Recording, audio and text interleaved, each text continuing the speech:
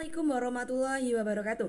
Dewan juri lomba debat yang saya hormati dan juga pihak panitia penyelenggara lomba debat tahun 2026.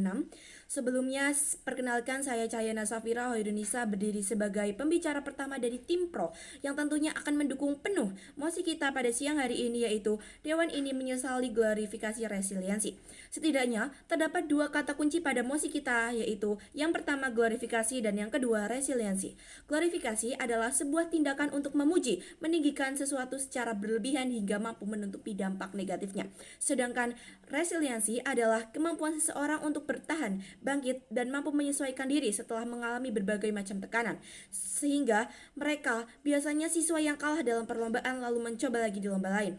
Dan tentunya contoh glorifikasi yaitu siswa yang dianggap keren karena begadang setiap malam untuk mendapatkan skor ataupun nilai yang tinggi. Padahal sebenarnya mereka merasakan kelelahan, tetapi masyarakat di Indonesia justru mengatakan, wah hebat banget ya anak ini, wah kuat banget ya, padahal di situ terdapat dampak-dampak negatifnya. Tetapi masyarakat seakan tidak melihat dampak negatif tersebut.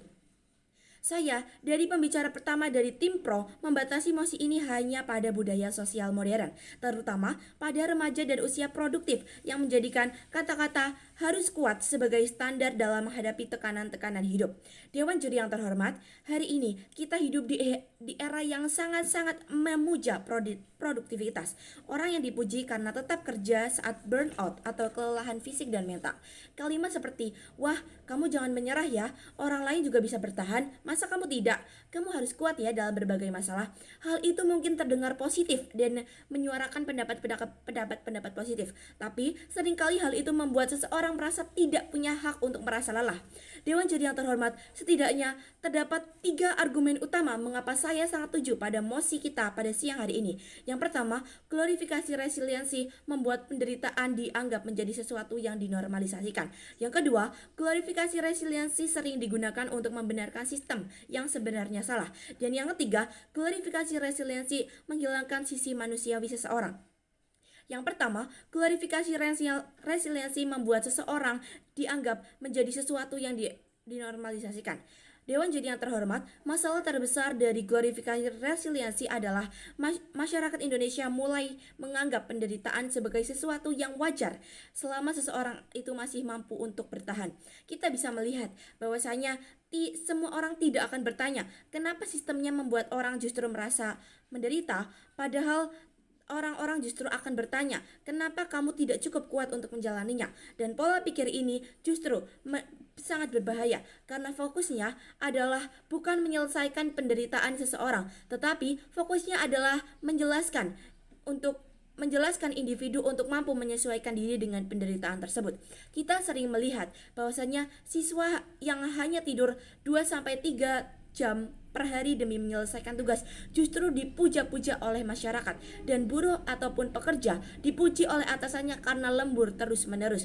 Padahal kalau kita berpikir secara kritis, apakah itu benar-benar kekuatan dan kelebihan atau justru hal itu adalah tanda bahwasanya mereka hidup dalam tekanan yang tidak sehat. Namun, banyak masyarakat di Indonesia menormalisasikan kata-kata mental kuat, dan akhirnya orang-orang yang menderita justru diberi tepuk tangan bukan bantuan. Akibatnya banyak orang-orang di Indonesia justru merasakan stres ataupun depresi, tapi orang di sekitarnya menganggap bahwasanya mereka kurang usaha dan menangis di kantor dianggap sebagai sosok yang lemah, dan lama-kelamaan manusia kehilangan hak untuk menjadi rapuh. Yang kedua, glorifikasi resiliensi sering dianggap untuk membenarkan sistem yang sebenarnya salah. Dalam banyak kasus di Indonesia, glorifikasi resiliensi justru mampu menguntungkan pihak-pihak yang menciptakan tekanan. Karena selama individu tersebut masih mampu untuk bertahan, maka sistem tidak merasa perlu untuk dirubah. Karena kita bisa membayangkan bahwasanya seseorang siswa yang mengalami tekanan akademik ekstrim sempat kehilangan ataupun sampai kehilangan kesehatan mentalnya. Alih-alih sekolah untuk mengevaluasi sistem kerja mereka, justru mereka akan mengevaluasi mengevaluasi sistem sekolah siswa yang justru mereka akan diberi motivasi. Kalau mau sukses, ya harus belajar giat. Ini tantangan meraih masa depan. Ini bukan solusi, melainkan ini adalah normalisasi penderitaan. Yang ketiga, glorifikasi resiliensi mampu menghilangkan sisi manusiawi seseorang.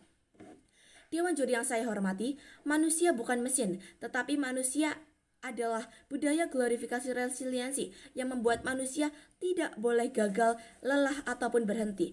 Orang-orang di Indonesia dipaksa agar selalu terlihat kuat, agar dianggap bernilai. Dan ini menciptakan tekanan emosional yang besar. Hari ini banyak manusia yang merasa harus berkata, aku baik-baik saja. Padahal sebenarnya mentalnya hancur, emosionalnya penuh, tapi tidak bisa diungkapkan dengan bagus. Mengapa? Karena masyarakat lebih menghargai orang yang diam-diam menderita, tetapi produktif. Lama-kelamaan, manusia-manusia tersebut tidak hidup sebagai manusia, tetapi mereka hidup sebagai mesin yang harus mampu bertahan hidup. Hari ini, kami tidak pernah mengatakan bahwasanya glorifikasi resiliensi adalah sesuatu hal yang buruk. Namun, yang kami sesalkan sebagai pembicara pertama dari tim pro adalah ketika masyarakat mulai memuja resiliensi secara berlebihan, sampai lupa bahwasanya manusia juga memiliki batas kelelahannya masing-masing. Hal ini membuktikan bahwasanya kadang manusia juga butuh kata-kata, tidak apa-apa loh kalau kamu lelah. Karena pada dasarnya manusia bukan mesin, tetapi manusia adalah memiliki suatu batasan emosi, mental, dan kemampuan untuk bertahan. Dan manusia memiliki hak untuk rapuh, istirahat, dan mengakui bahwa dirinya tidak selalu baik-baik saja. Oleh karena itu, saya pembicara dari tim pro tentunya sangat mendukung tegas mosi kita pada siang hari ini, yaitu Dewan ini menyesali glorifikasi resiliensi karena pada dasarnya manusia bukan robot ataupun mesin, tapi manusia adalah insan yang memiliki batas kelelahan dan kemampuan diri untuk menyesuaikan aktivitas hidupnya. Oleh karena itu, saya pembicara pertama dari tim pro tentunya sangat mendukung penuh mosi kita pada siang hari ini. Terima kasih. Wassalamualaikum warahmatullahi wabarakatuh.